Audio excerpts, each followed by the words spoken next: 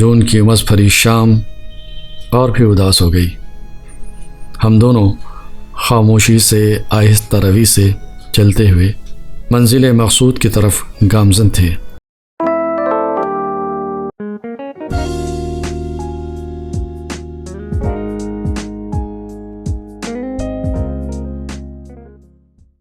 High friends, میں ہوں آپ کے ساتھ آپ کا دوست اور ہوسٹ اعظم شاہ۔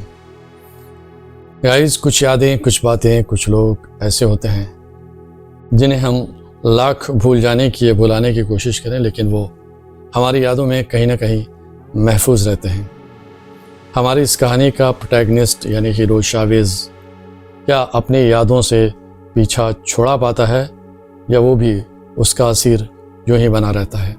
یہ جاننے کے لیے سنتے ہیں جناب شمیم عثمانی کا لکھا ایک خوبصورت افسانہ جس کا عنوان ہے یادوں کے سائے۔ سماعت فرمائیے۔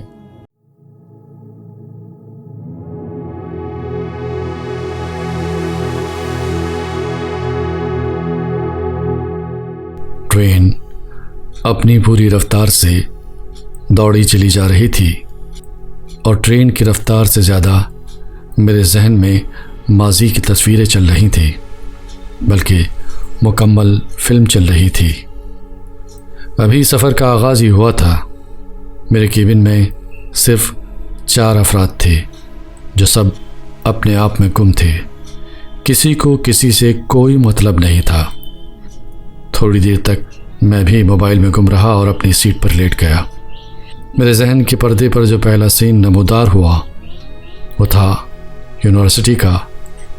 اسکولنگ کے بعد جب میں نے یونیورسٹی میں داخلہ لیا تو ساتھ ہی NCC جوائن کر لی۔ اکثر کلاسز کے بعد میں NCC کی پریڈ یا مشق جوائن کرتا اور شام کو ہاسٹل لوٹ جاتا۔ یہ میرا روزمرہ کا معمول تھا۔ پھر میری ملاقات NCC کیڈٹ گل رانا سے ہوئی جو بعد میں دوستی میں بدل گئی۔ وہ عبداللہ ہال میں قیام پذیر تھی۔ اس کا تعلق UP کے بدایوں سے تھا۔ گل رانا واقعی نام کی طرح ایک پھول جیسی خوبصورت تھی۔ سانولا رنگ، کتابی چہرہ، لمبے سیاہ بال جن کی وہ خاص طور پر حفاظت کرتی تھی، مسکراتے ہوئے ہونٹ اور ان سب پر 2 روشن چمکدار اور شریر آنکھیں۔ گل رانا سے میری دوستی باتوں تک ہی محدود تھی یا پھر کسی خاص موقع پر گریٹنگ کارڈز دینے اور لینے تک۔ یہ سلسلہ یوں ہی چلتا رہا۔ ایک دن میں نے اس سے کہا، میں تم سے ملنا چاہتا ہوں۔ گل رانا بولی، ہم ملتے تو ہیں؟ ہاں ملتے تو ہیں، لیکن میں سنڈے تمہارے ساتھ گزارنا چاہتا ہوں۔ اچھا، سوچ کر بتاؤں گی۔ وقت یوں ہی گزرتا رہا۔ میں نے پھر اپنی خواہش کا اظہار کر ڈالا۔ گل رانا نے جواب دیا، اچھا ٹھیک ہے، اگلے اتوار کو ہاسٹل آنا اور سلپ بھر کر بھیج دینا، میں آ جاؤں گی، لیکن تھوڑی دیر کے لیے۔ میں نے خوش ہوتے ہوئے کہا، ٹھیک ہے۔ اب تو مانو وقت گزرنے کا نام ہی نہیں لے رہا تھا۔ اللہ کر کے اتوار کا دن آیا۔ میں نے کپڑے استری کیے، شیو بنوائی، نہا دھو کر تیار ہو کر عبداللہ ہال کی طرف جا نکلا۔ یہ پہلا معرکہ تھا جو عشق میں سر کرنا تھا۔ بہت ہمت اور حوصلے کے ساتھ لاپرواہی کا مظاہرہ کرتے ہوئے عبداللہ ہال کے گیٹ پر پہنچا، رجسٹر اور سلپ دی۔ ہم نے لکھا گل رانا 40 عزیز النساء ہاسٹل۔ تھوڑی دیر کے بعد قیامت روبرو تھی۔ اس نے بھی اپنی تیاری پر خاص وقت لگایا تھا۔ میں بھی بات کرنے کو سوچ ہی رہا تھا کہ میرے خیالات کا سلسلہ ٹوٹ گیا۔ ٹرین کسی اسٹیشن پر رکی تھی اور یہاں سے کافی بھیڑ کمپارٹمنٹ میں آ گئی تھی۔ خیر، تھوڑی دیر بعد ٹرین نے اپنا سفر شروع کیا اور خیالات نے اپنا۔ میں نے اس سے پوچھا، کیا بات ہے؟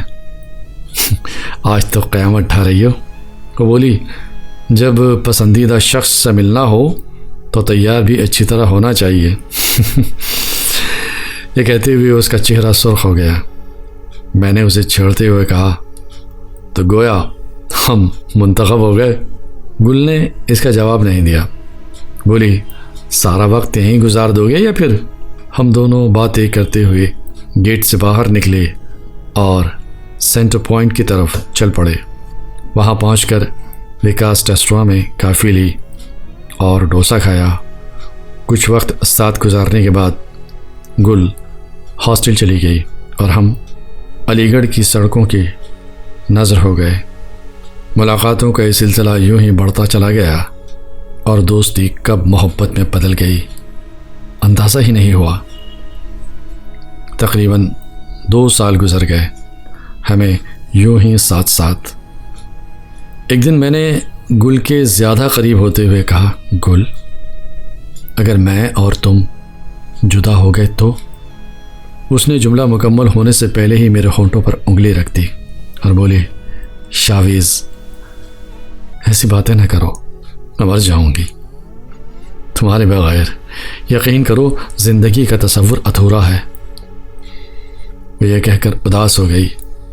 وقت یوں ہی گزرتا رہا، پھر سالانہ چھٹیاں آ گئیں اور وہ اپنے گھر چلی گئی۔ مجھے کسی کمپٹیشن کی تیاری کرنا تھی تو میں ہاسٹل ہی میں رک گیا۔ 1 ہفتے بعد اس کا خط ملا۔ دیکھ کر ہی دل کی دھڑکنیں تیز ہو گئیں۔ بہت ہی رومانی انداز میں پورا خط تھا، ساتھ ہی میری فکر کا تذکرہ بھی تھا۔ پڑھ کر سکون ہوا۔ میں نے بھی جواب لکھا۔ اسی طرح چھٹیوں کا وقت گزر گیا، پھر کلاسز شروع ہونے کا وقت آ گیا اور وہ واپس لوٹ آئی۔ لینے کے لیے اسٹیشن گیا۔ میں اس کے لیے اس کے پسندیدہ پھولوں کا گلدستہ لے کر گیا تھا۔ مجھے اسٹیشن پر دیکھ کر وہ بہت خوش ہوئی۔ تھوڑی دیر تک یوں ہی ساتھ دینے کے بعد وہ ہاسٹل چلی گئی۔ وقت اسی طرح گزرتا رہا۔ ہمارے فائنل امتحان قریب آ گئے اور ہم امتحان کی تیاریوں میں لگ گئے۔ ہماری محبت کی خبریں بھی عام ہو گئی تھیں۔ گل کی ایک دوست نبیلہ، جو اس کی روم میٹ بھی تھی، اکثر گل کو خوب تنگ کرتی، میرا نام لے کر چھیڑتی۔ نبیلہ مجھے دولہا بھائی کہہ کر بلاتی۔ ڈپارٹمنٹ میں اکثر گل اور نبیلہ ساتھ ہی ملا کرتی تھی۔ جب پیریڈ فری ہوتا ہم لوگ یونیورسٹی کی کینٹین چلے جاتے، کچھ دیر وہاں بیٹھتے، چائے وغیرہ پیتے، ہنسی مذاق کرتے اور اپنی اپنی کلاسز میں چلے جاتے۔ لیکن ہر مرتبہ نبیلہ یہ کہنا نہیں بھولتی تھی کہ شاویز بھائی، گل آپ سے بہت پیار کرتی ہے۔ میں صرف اس سے اتنا کہتا کہ کیا میرے سے بھی زیادہ؟ اس پر وہ خوب زور زور سے قہقہے لگاتی اور گل شرم سے لال ہو جاتی۔ میں اور وہ ایک دوسرے کے بغیر ادھورے تھے۔ میرے خیالات اسی تیزی سے رواں دواں تھے جس تیزی سے ٹرین چل رہی تھی۔ تقریباً 12 گھنٹے کا سفر طے ہو چکا تھا اور 16 گھنٹے کا سفر باقی تھا۔ میں نے سونے کی کوشش کی مگر نیند میری آنکھوں سے کوسوں دور تھی۔ میں پھر خیالوں میں کھو گیا۔ مجھے آج بھی نبیلہ کا وہ جملہ یاد ہے جب اس نے کہا تھا، شاویز بھائی، گل آپ کے بغیر ادھوری ہے، وہ مر جائے گی آپ کے بنا۔ خیر، وقت پر لگا کر اڑتا رہا اور امتحان شروع ہو گئے۔ ہماری ملاقاتیں محدود ہو گئیں۔ آخری پیپر دینے کے بعد اس نے مجھ سے ملنے کا وعدہ کیا۔ ہم حسب معمول وکاس ریسٹوراں پہنچے۔ یہاں ہم دونوں ہی تھے۔ نبیلہ کو بھی وہ ساتھ نہیں لائی تھی اور اتوار کا دن نہ ہونے کی وجہ سے ریسٹوراں میں بھیڑ بھی کم تھی۔ ہم دونوں نے کافی کا آرڈر دیا اور خاموش بیٹھ گئے۔ کہنے کو بہت کچھ تھا اس کے پاس بھی اور میرے پاس بھی، لیکن خیالات اور الفاظ ساتھ نہیں دے رہے تھے۔ مجھے یہ معلوم تھا کہ یہ میری اور اس کی آخری ملاقات ہے، کیونکہ تعلیم مکمل کر کے وہ اپنے شہر لوٹ رہی تھی۔ پھر میں نے اپنے جذبات پر قابو رکھتے ہوئے ہلکے سے اس کا ہاتھ دبایا اور پوچھا، گل، گھر جا کر مجھے بھول تو نہیں جاؤ گی؟ شاویز، اگر کوئی اپنے آپ کو بھول سکتا ہے تو بھی تمہیں بھول جاؤں گی، لیکن میرے خیال میں انسان سب کو بھول سکتا ہے، اپنے آپ کو نہیں۔ اس لیے شاویز، میں تم کو بھولنے کا تصور بھی نہیں کر سکتی۔ کافی دیر تک بیٹھنے کے بعد ہم پیدل ہی میریس روڈ کی جانب یعنی عبداللہ ہال کی جانب چل پڑے۔ جون کی امس بھری شام اور بھی اداس ہو گئی۔ ہم دونوں خاموشی سے آہستہ روی سے چلتے ہوئے منزل مقصود کی طرف گامزن تھے۔ جیسے ہی عبداللہ ہال کا گیٹ نظر آیا، دل کی دھڑکنیں تیز ہو گئیں۔ اس کا چہرہ سرخ ہو گیا اور گیٹ پر پہنچ کر اس نے آہستہ سے خدا حافظ کہا اور گیٹ کے اندر داخل ہو گئی۔ اس کی آنکھوں میں چمکتے 2 موتی مجھے صاف نظر آ رہے تھے۔ میں بھی بوجھل قدموں سے اپنے ہاسٹل کی جانب چل پڑا۔ گل اگلے دن رخصت ہو گئی۔ شروع میں اس کے خط آتے تھے، مگر بعد کو بالکل خط آنا بند ہو گئے۔ میں پریشان رہا۔ نبیلہ سے دریافت کرنے پر پتہ چلا کہ وہ اس سے کم ہی رابطے میں ہیں۔ انتظار طویل ہوتا چلا گیا، لیکن کوئی خیر خبر نہیں ملی۔ میں نے پھر نبیلہ سے گزارش کی کہ وہ کسی طرح پتہ لگائے۔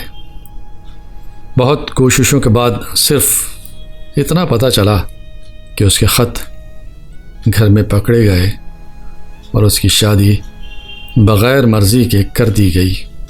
میرے لیے یہ حادثہ بڑا تھا۔ مجھے یہ رومانی شہر اب ہجر کا میدان لگنے لگا۔ میں نے یہ شہر چھوڑ دیا اور عہد کیا کہ اس سے متعلق ہر شے سے کنارہ کر لوں گا۔ شہر چھوڑ کر ہزاروں میل دور حیدرآباد آ گیا۔ ہر شے سے بھی کنارہ کر لیا، مگر یادوں پر کس کا قابو ہے؟ وقت بے وقت آ ہی جاتی ہیں۔ ٹرین نے رفتار دھیرے کی اور دھیرے دھیرے مسافروں نے اپنا سامان سمیٹنا شروع کیا۔ پلیٹ فارم پر ٹرین رکی اور میں بالکل خالی دماغ کے ساتھ میریس روڈ کی جانب چل پڑا۔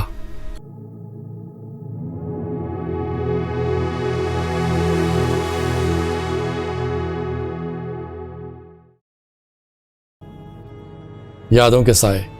ابھی آپ نے جناب شمیم عثمانی کا لکھا ہے خوبصورت افسانہ سنا۔ آپ کے لائک، آپ کے کمنٹ میری حوصلہ افزائی کا سبب بنتے ہیں، تو مجھے انتظار رہے گا۔ اور نئے دوست چینل کو ضرور سبسکرائب کریں، یہ میری درخواست ہے۔ ایک اور کہانی کے ساتھ، ایک اور شارٹ سٹوری کے ساتھ میں پھر آؤں گا۔ تب تک کے لیے اپنے دوست اور ہوسٹ اعظم شاہ کو دیجیے اجازت۔ اللہ حافظ۔